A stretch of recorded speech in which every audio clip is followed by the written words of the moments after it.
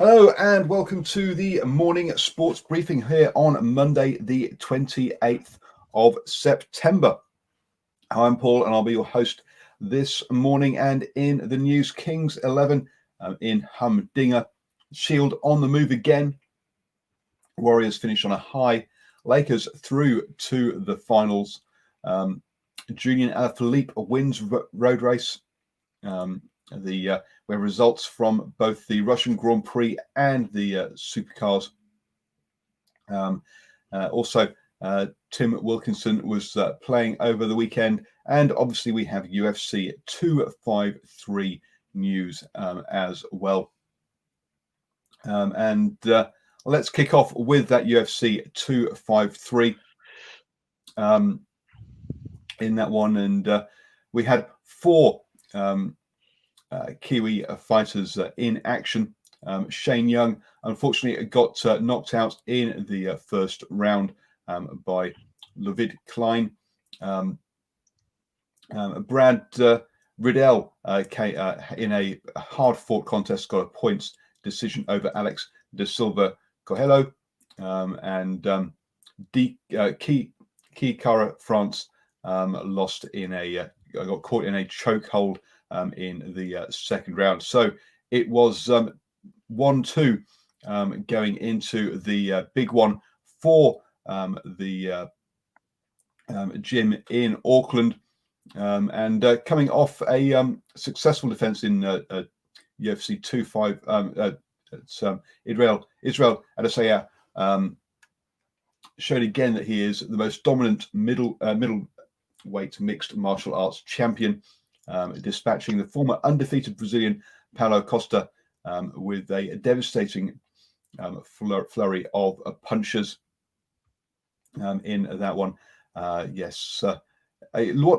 looks like a fairly innocuous punch, but it gets him round the back of the head that really floored Paulo, and then he just got on top of him and beat him up. A couple of disrespectful things at the end there, but hey, I think that's all part of UFC. Yes, spinning around on the floor, dancing after his victory.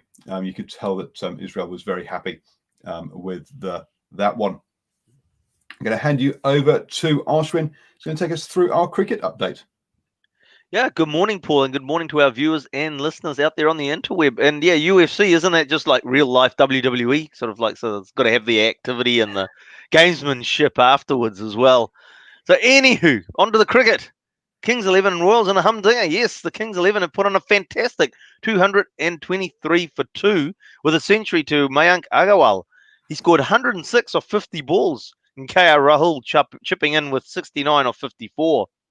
And then Nicholas Puran finishing off the innings with 25 off just 8 deliveries. But it wasn't enough. The Royals have gone on to get the target in the last over. For the Royals, Sanju Samson scored 85 off 42, and Steve Smith and Rahul Tewatia scored 50 to get the Royals over the line as they made 226 for 6. That completed the highest successful run chase in IPL history. So absolutely massive match there, and probably, if you haven't seen it, maybe one to go in there and catch on the highlights reel. Moving on to the White Ferns, and they have been no match for Australia as the Australian women wrap up the series with an emphatic win. Batting first, New Zealand kept losing wickets at regular intervals, with the only partnership of note between Susie Bates and Amy Satterthwaite. Bates scored 22 and Satterthwaite 30, as New Zealand limped through to 128 in their 20 overs. It was no challenge for the Australians, though, as they cruised through to the total for the loss of just 2 wickets in the 17th over. After also winning that first T20, that means that the Australian women have wrapped up the T20 series with a game to spare. And as the tributes and stories flow after the passing of Dean Jones, Shane Warne tells the story of when he started Test cricket. Dean Jones, came into the huddle and says, "Well done, champ. He used to call everyone champ. You've got your first one. They can't take that away from you." And then he went on into Sri Lanka in 1992, and he was getting smacked, and Shane Warne was getting smacked all over the park again. And he got his second wicket. And they came into the huddle, and Dean Jones goes, "Well done, champ. You now average 435 runs per wicket. Well done. So that was Dean Jones talking to Shane Warne in the huddles at the times of the wickets. And yes, Paul, that's our cricket news for today. Thank you very much, Ashwin, and we'll hand you over to Stephen, who'll bring us our weather updates and birthdays. How are you doing, sir? Yes, I think you can hear the weather on the roof. It's a grubby old start to the morning here in Auckland. I think we've only got a high of 15 degrees. It's currently 11 at the moment, and you can hear the roof coming down, or the roof coming down, the rain coming down on the roof. On the roof, beg your pardon, the roof could come down any minute. It's so heavy, and the roads this morning coming in from the northwest and onto the shore looks heavy going into the city, and also very heavy watching that North Shore motorway going into town. That's on the main arterial route, so please drive carefully out there wherever you are, but I don't think it'll dampen the spirits of our birthday recipients today. A New Zealand cricket all-rounder, a Samoan-born All Black prop, and finally a Counties Manukau who has represented both the Chiefs and Hurricanes, and we actually saw this man in action for Counties Manukau yesterday. Jonathan Tomatane, born at this day, the 28th of September 1996 in Auckland, is a Samoan-born New Zealand rugby union player who plays for the Chiefs in the Super Rugby competition. His position of choice is a scrum half. Tamatani has represented Counties Manukau since 2016. He was signed with the Hurricanes for the just completed 2020 season. Staying with the oval ball code, John Schwalger, born this day, the 28th of September 1983 in Apia, Samoa, is a former New Zealand rugby union player who played in the position of prop. His representative career started with the New Zealand schoolboys team before being included in New Zealand's under-21 team in 2004. He won the under-21 World Rugby Cup. Yes, it was the under-21 Rugby World Cup back then, and that was in 2004. Following the 2007 Super 14, he was selected in the All Blacks training squad and was one of only two non-capped players in the squad. His inclusion was the biggest surprise of the squad, as he was a pick of head of capped props at the time. That was Clark Dermody and John R4. And changing our sights to cricket, Anton Paul Devich, born this day, the 28th of September 1985 in Hamilton, is a New Zealand international cricketer who plays limited overs internationals, a left-handed batsman, who occasionally bowls left-arm orthodox spin at the domestic level. He plays for the Northern Districts competition. Now, just before I go, obviously had a few technical issues yesterday, but I just want to pay homage to my two birthday recipients from yesterday. That was former Black Cap skipper Brendan McCullum, and also current Black Caps selector Gavin Larson. So a belated happy birthday to those two gentlemen yesterday. I'll be back shortly with league news. Oh yes, I'm sure they can have birthday cake today, leftover birthday cake today, as well as along with the other people. So yes, hope they all have a wonderful day there.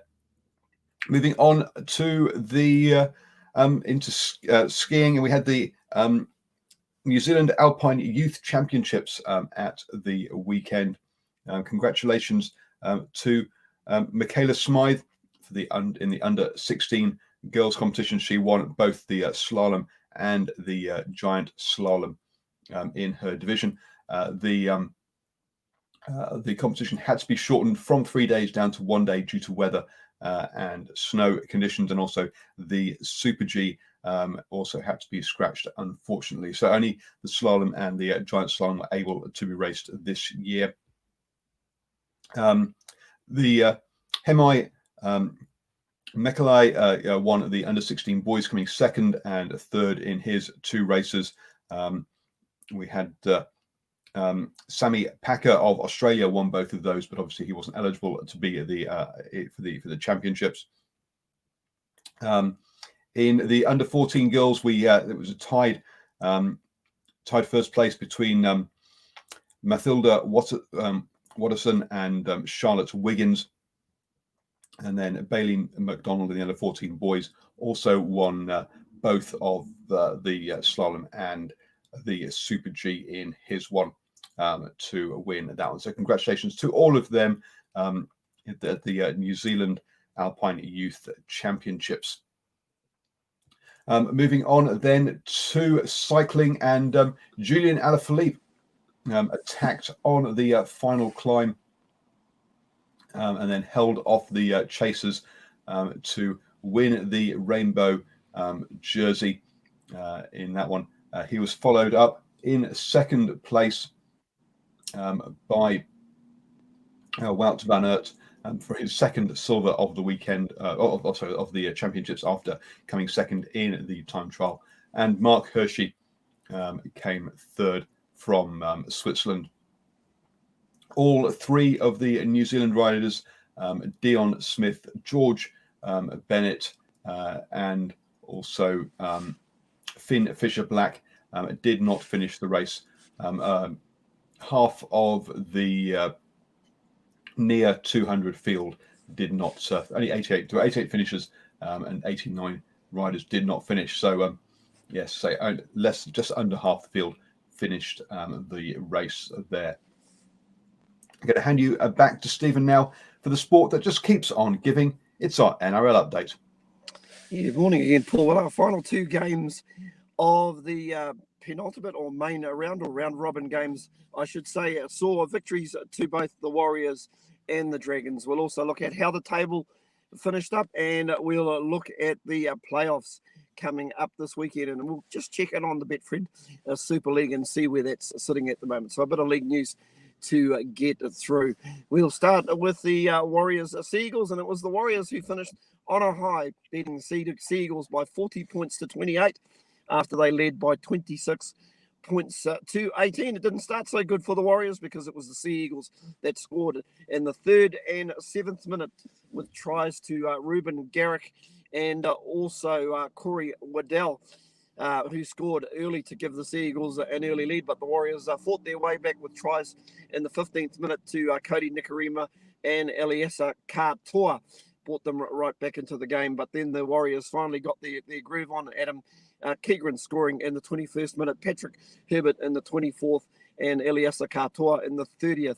As the Eagles replying in the 38th and 40th minute, Abbas Miski getting a brace just before the stroke of halftime. So 2 tries. They went in at 26 points to 18, but it would be the Warriors in the third half. Keegren scoring a hat-trick, getting a try in the 54th and 64th minute.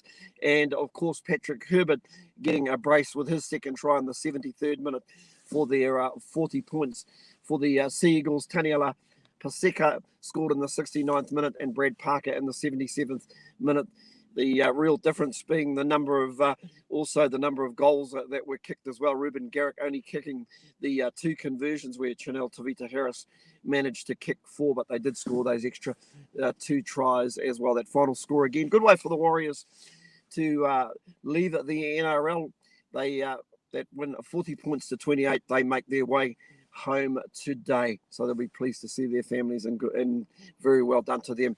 And moving right along in our final game, it was the Dragons who beat an understrength Storm side by 30 points to 22 at Nestor Jubilee Stadium after the Storm led by 20 points to 12 at halftime. Both teams scored 5 each.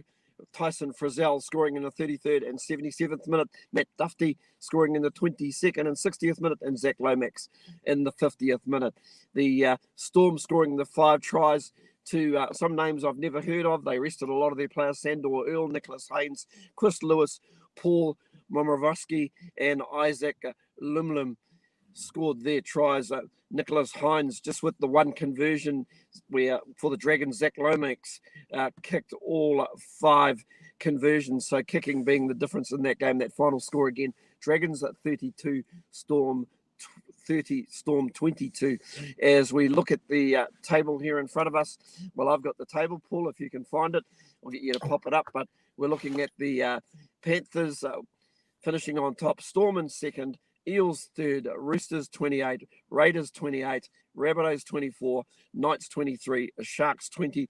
The Warriors finish in 10th placing. So you'd have to say that was a credible performance given where they were earlier in the season, stuck in Australia, having to use a lot of lone players as well. As we quickly look at the playoffs, so the 4 games coming up this weekend. Our first game on Friday night top qualifier, the Penrith Panthers take on the Roosters at Panther Stadium, and that's at 10-8. Should be an interesting game, that particular clash. Our second game on Saturday, the 3rd of October at 5:40 p.m. sees the Canberra Raiders take on the Cronulla Sharks, and that's from Geo Stadium. Our third game from Suncorp Stadium sees looks like the Melbourne Storm take on the Parramatta Eels. That's a 7:50 p.m. kickoff, and our final game is on Sunday at 4 p.m.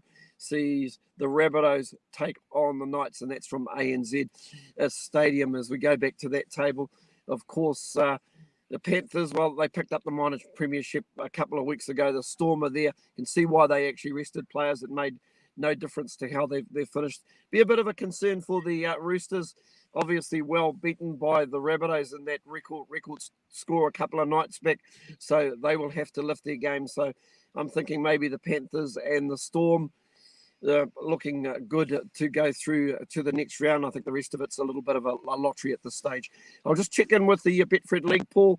Games from overnight saw Warrington too good for the Catalans, 30 points to 16, and Wigan taking out Wakefield Trinity 28 points to 16.